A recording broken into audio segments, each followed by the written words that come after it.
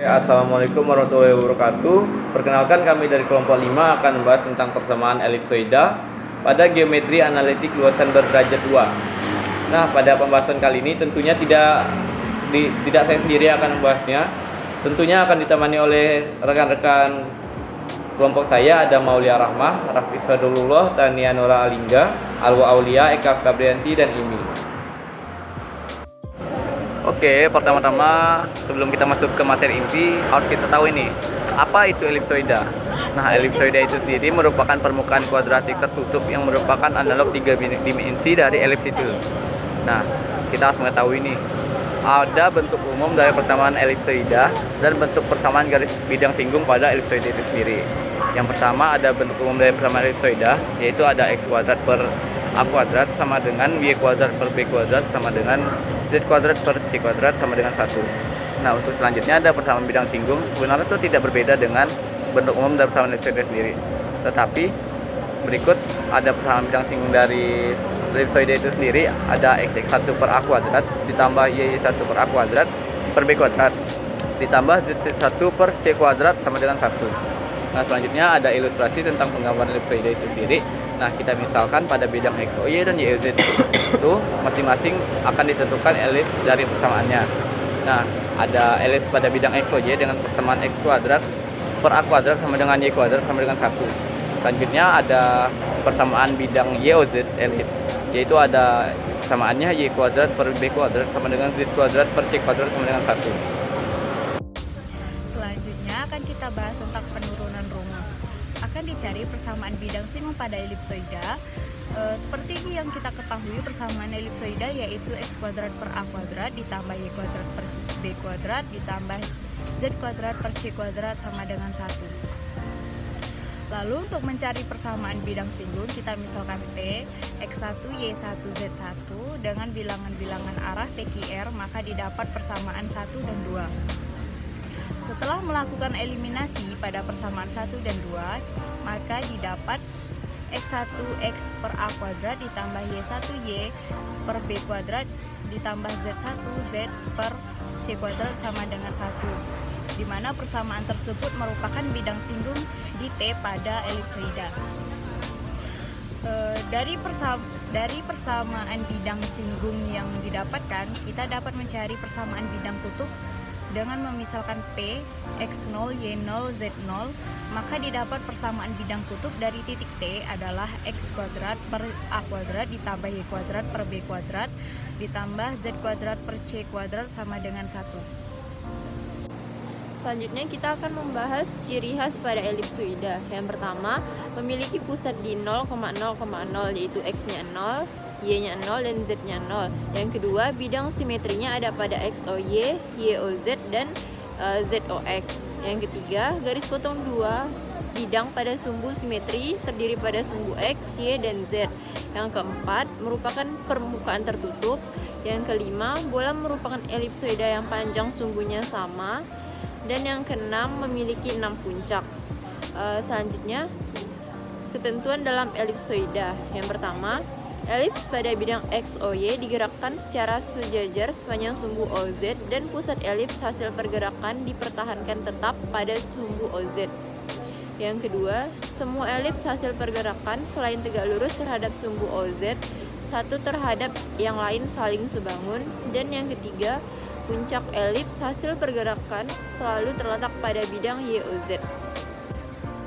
Dalam pembahasan yang telah disampaikan, elipsoida terbagi dalam 4 jenis, yaitu yang pertama, jenis elipsoida triaksial. Untuk jenis elipsoida triaksial ini terdapat persamaan dengan nilai A lebih besar dari B, lebih besar dari C. Untuk yang kedua, jenis elipsoida oblat. Untuk jenis elipsoida oblat terdapat persamaan dengan nilai A sama dengan B, lebih besar dari C. Yang ketiga, jenis elipsoida prolat. Untuk jenis elipsoida prolat terdapat persamaan dengan nilai A sama dengan B kurang dari C.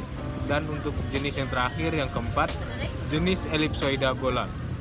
Untuk jenis elipsoida bola terdapat persamaan dengan nilai A sama dengan B sama dengan C.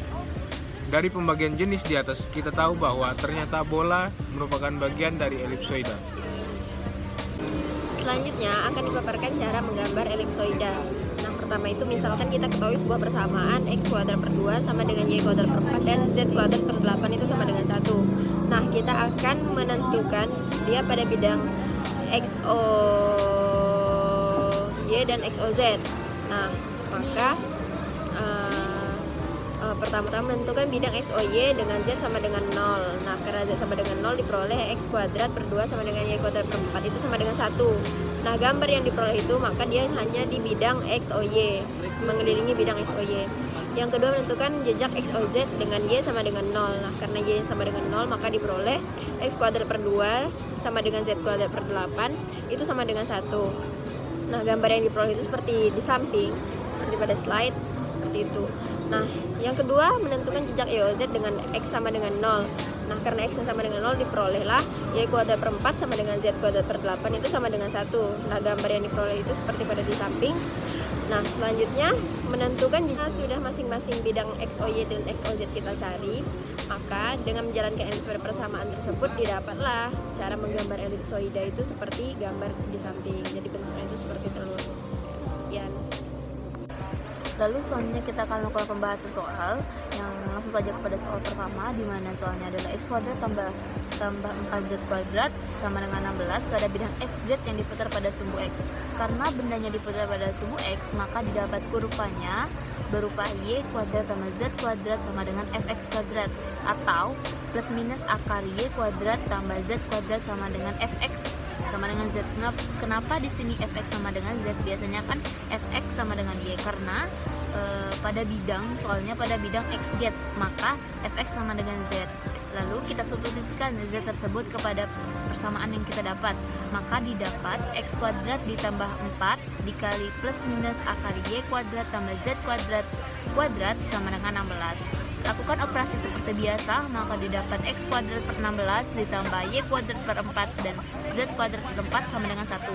Maka didapat juga bahwa A-nya sama dengan 4, B-nya sama dengan 2, dan C-nya sama dengan 2. B dan C di sini sama nilainya 2 dan A-nya 4. Maka grafiknya berupa elips prolapse, di mana B sama dengan C kurang dari A. Dan untuk gambarnya sendiri kita bisa melakukannya dengan menggunakan GeoGebra. Langsung saja kita masukkan persamaan yang telah kita dapat tadi kepada GeoGebra di GeoGebra 3D. Selanjutnya kita akan membahas contoh soal nomor 3. Suatu elips dengan persamaan Y sama dengan 0 dan X kuadrat ditambah 2Z kuadrat dikurang 8 sama dengan 0 diputar mengelilingi sumbu X. Tentukan persamaan elipsoida putaran yang terbentuk. Misalkan T, X0, Y0, Z0 sebarang titik pada elips, maka harus dipenuhi Y0 sama dengan 0 dan X0 kuadrat ditambah 2Z0 kuadrat dikurang 8 sama dengan 0. Dari persamaan X0 kuadrat ditambah 2Z0 kuadrat dikurang 8 sama dengan 0, kita peroleh persamaan 2Z0 kuadrat sama dengan 8 dikurang X0 kuadrat. Selanjutnya, kedua ruas kita bagi dengan 2 menjadi Z0 kuadrat sama dengan 8 dikurang X0 kuadrat per 2. Persamaan bidang yang melalui T dan tegak lurus sumbu X adalah X sama dengan X0. Persamaan bola yang titik pusatnya di O dan melalui T adalah X kuadrat ditambah Y kuadrat ditambah Z kuadrat sama dengan X0 kuadrat ditambah Y0 kuadrat ditambah Z0 kuadrat. Selanjutnya bisa kita coret X0 kuadratnya menjadi Y kuadrat ditambah Z kuadrat sama dengan 8 dikurang X kuadrat per 2. Selanjutnya menjadi 2Y kuadrat ditambah 2Z kuadrat sama dengan 8 dikurang X kuadrat. Kemudian kita operasikan menjadi X2 kuadrat ditambah 2 dalam kurung Y kuadrat ditambah Z kuadrat sama dengan 8. Didapat persamaan elipsoidanya X kuadrat per 8 ditambah Y kuadrat ditambah Z kuadrat per 4 sama dengan 1. Jadi persamaan elipsoida putaran yang terbentuk adalah X kuadrat per 8 ditambah Y kuadrat ditambah Z kuadrat per 4 sama dengan 1.